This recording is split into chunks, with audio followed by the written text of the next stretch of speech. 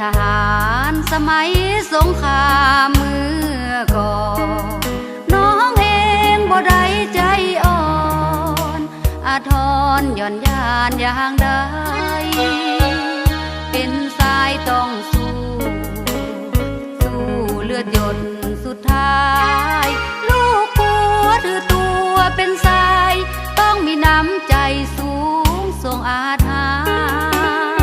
นเป็นเมียทหารน้องขอ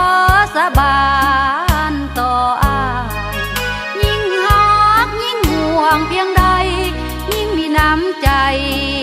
เข้มแข็งซาเรียกห้องน้องต้องสลาขวัญแทนยกมือก้มกราบเสาแรงอยู่ดีมีแหงเด้อคนหาค่าเตรียมจิตรออ่านจดหมายของอาย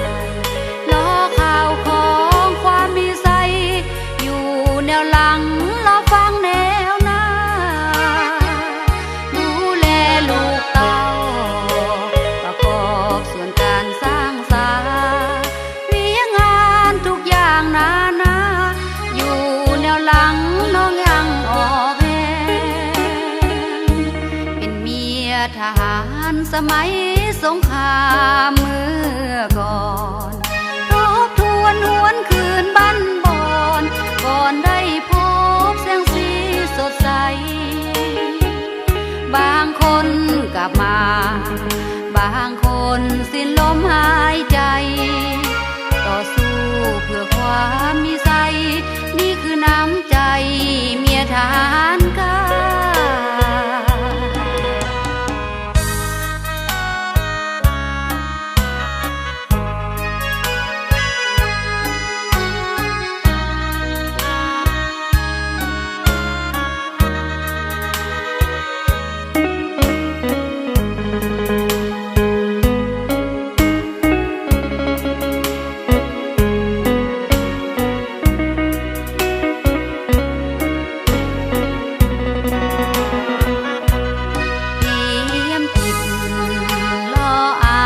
จดหมายของอาย